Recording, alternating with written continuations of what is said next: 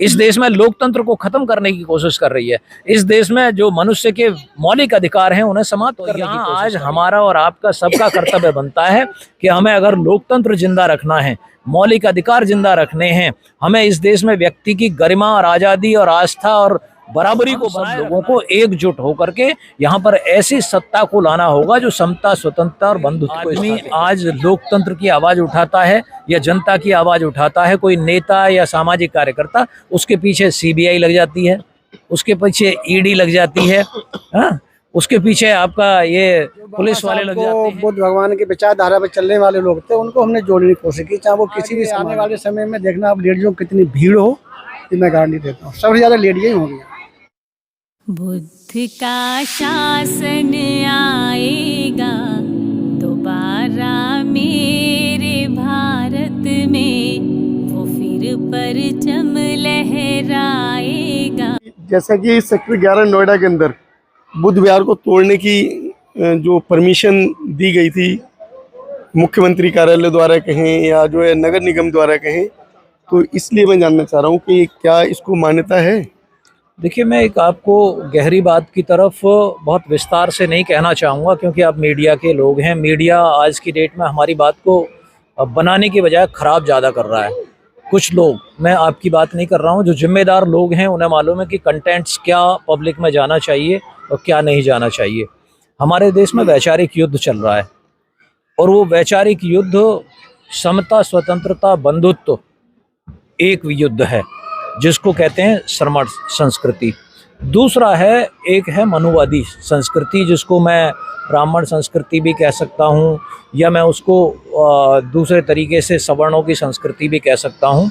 तो यहाँ पर क्या है कि जो एक गैर बराबरी वाली जो व्यवस्था का निर्माण करने की जो संस्कृति है, वो गैर बराबरी वाली व्यवस्था का निर्माण करने वाली संस्कृति अपने मार्ग में समता मूलक समाज पैदा करने वाली संस्कृति को परास्त करने के लिए हर हथकंडे का, साम दाम दंड भेद छल बल कपट, हर नीति का इस्तेमाल करती है।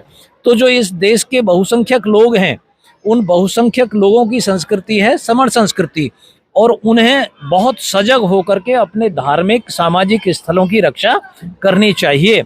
तो जिस मुख्यमंत्री को आप जिधर नाम ले रहे हैं, वो मुख्यमंत्री एक भगवाधारी मुख्यमंत्री है, धोती लंगोटी वाले मुख्यमंत्री हैं, जिन्होंने आज तक कोई समाज सेवा नहीं की, जिन्होंने राजनीति नहीं की, लेकिन वो भगवा धारण करने के बावजूद भी, एक स्वामी का भेष धारण करने के बावजूद भी वो राज सत्ता का भोग कर रहे हैं।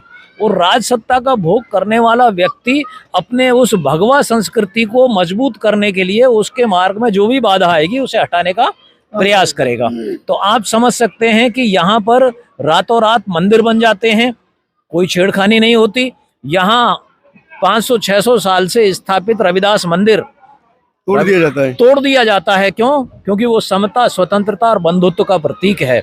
समता, स्वतंत्रता, बंधुत्व के जो भी प्रतीक हैं इस देश में आज उनको खत्म करने की एक योजनाबद्ध साजिश चल रही है। तो सिर्फ धर्मनिरपेक्ष कहाँ रह गया फिर? हाँ, यस, इसीलिए मैं कह रहा हूँ कि जो आज कहते कुछ और हैं और करते कुछ और हैं। आज इस देश के माननीय प्रधानमंत्री जी संविधान के तहत शपथ लेते हैं, संविधान के तहत शपथ लेने के बाद भी उस धर्मनिरपेक्ष उद्देश्य को भूल करके यहाँ राम मंदिर के उद्घाटन के लिए जाते हैं।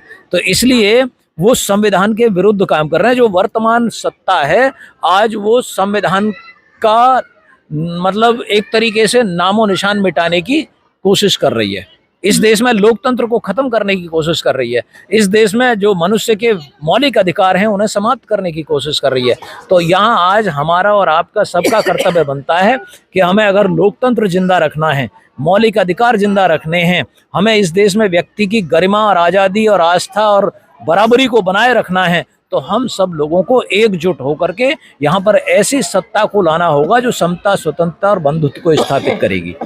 सर, लोग बाग जो है ये भी देख रहे हैं कि सब कुछ खत्म हो रहा है, बावजूद एकजुट नहीं हो रहे हैं, और जो लोग जुट हैं, गुट में हैं, तो उन्हें भी तोड़ने की बात चलती रहती है। अभी मेरा एक लेख आने वाला है, उसमें मैंने यही लिखा है कि यहाँ सामंतवादी सामंतवादी और मनुवादियों का गठजोड़ बन गया है। अगर सामंतवादी और मनुवादियों का गठजोड़ नहीं होता तो ये आपके लिए ज़्यादा भयंकर नहीं होता, लेकिन अब दोनों का गठजोड़ बन गया है और वो गठजोड़ आपके लिए थोड़ा महंगा पड़ रहा है।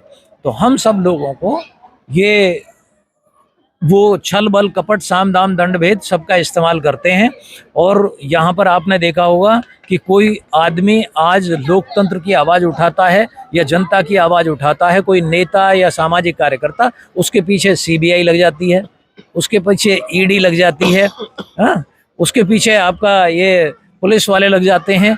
तो ये सत्ता के माध्यम से सभी संस्थाओं का दुरुपयोग करके लोगों की आवाज़ को दबाया जा रहा है। लोकतांत्रिक भी नहीं रह गया। हाँ, उधर थोड़ा सा नहीं, अभी लोकतंत्र है, अभी लोकतंत्र अगर है। जो है लोकतंत्र माने तो पूरी तरीके से जो है स्वतंत्रता नहीं है तो फिर लोकतंत्र कैसे? हाँ, अभी लोकतंत्र है, आपको आंदोलन खड़ा करने की अभी पूरी आज़ादी है, सिर्फ आपके अंदर जज्बा होना चाहिए एक आंदोलन खड़ा करने का।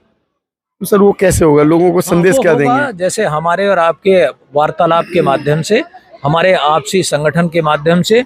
और इस देश में अभी भी लोग लोकतंत्र पसंद लोग हैं, यहाँ पर संविधान में विश्वास करने वाले लोग हैं और वो बहुसंख्यक लोग हैं। वो अवसर का इंतजार कर रहे हैं, जिस दिन पानी सर से उतर जाएगा उस दिन सब लोग बाहर निकल के आ जाएंगे और यहाँ एक बहुत बड़ा आंदोलन देश में खड़ा होगा।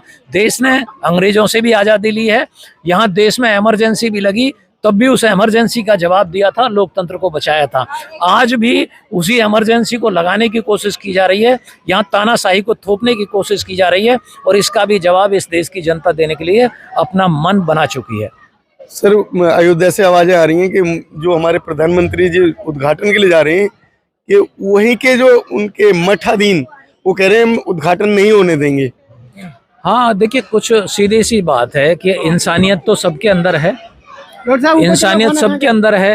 वो मठाधीश भी हैं, उन्हें मालूम है अगर उनमें सत्य की साधना करने वाले कुछ लोग होंगे उनके बीच में और जो सच्चाई को पसंद करते होंगे, लोकतंत्र को पसंद करते होंगे, संविधान में आस्था रखते होंगे, तो जो मोदी जी के दो चेहरे हैं उनकी पहचान कर रहे होंगे कि मोदी जी झूठ बहुत ज़्यादा बोलते हैं और मोदी जी जो यहाँ दिखावा कुछ और करते हैं और जनता के साथ छलावा बहुत ज़्यादा करते हैं। तो ऐसे भी लोग उनमें होंगे, तो वो लोग इनका विरोध कर रहे हैं।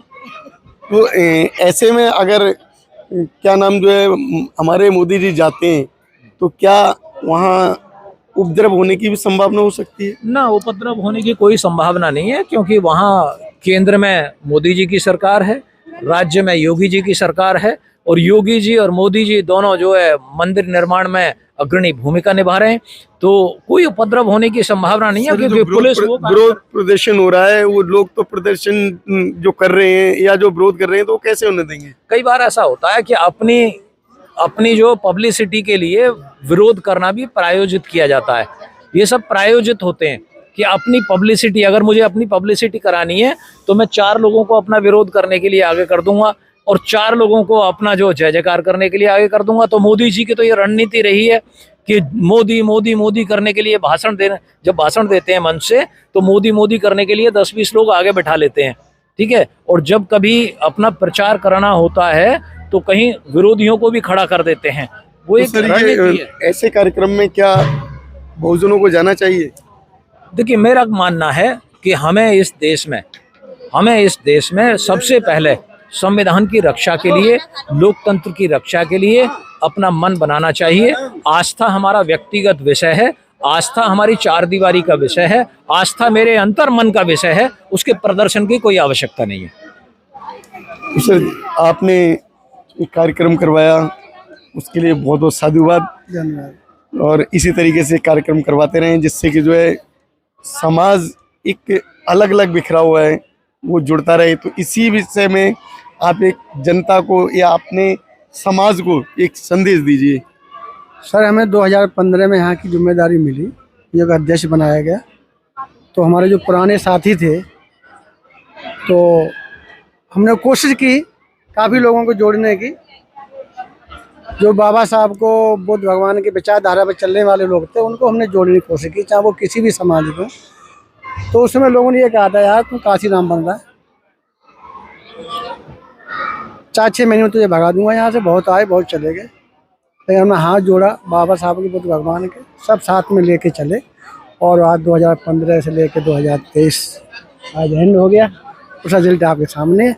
कोशिश करते जाओ, कारवा चलता जाएगा। कोई अगवारी करने वाला हो, कारवा तो लगी जाता है। तो कहा ही बुजुर्गों ने, हमने एक कोशिश की है, नजर आपके सामने है। अब आगे आने वाले समय में देखना आप लेडीजों की कितनी भीड़ हो, ये मैं गारंटी देता हूँ। सबसे ज़्यादा लेडीज ही होंगी। तो इसी हम तरीके वही से काम करने जा रहे हैं जो दूसरे लोग करते हैं। मैं उनका नाम नहीं लेना चाहता, वही काम करेंगे। हम परिक्रमा करवाएंगे, लेडीजों को निकालेंगे। जो वो एक मटका एक साड़ी देते हैं ना, हम भी वही काम करेंगे। हम पंचशील की साड़ी को हमने पता किया तो 1500 तो कम की नहीं मिल रही एक साड़ी। 3000 बोल रहे हैं, कोई 1500 को बोल रहे हैं। इतने हमारे पास कैपेसिटी अभी नहीं है। छोटा मोटा प्रोग्राम करने के लिए लोग कैश नहीं देते, मोटा दे देंगे। हमने एक डॉक्टर साहब के पास गए, हमने प्लास्टर कराना बाउंड्री का, क्या चाहिए, हमने 100 बोरी सीमेंट चाहिए, बोले दे देंगे। एक ट्रक ईंट दे देंगे, कैश नहीं देते। और कुछ काम ऐसे होते हैं कैश चाहिए होता है ना, तो वो समय आएगा, हम उसको पूरा करेंगे। तो साथियों, इनकी राय से आप कितने संतुष्ट हैं? अपनी राय कमेंट बॉक्स में जरूर दें और समाज से जुड़ें, जिससे कि एक अच्छे समाज का विकास हो सके। इसी के साथ नमोदय, जय भीम।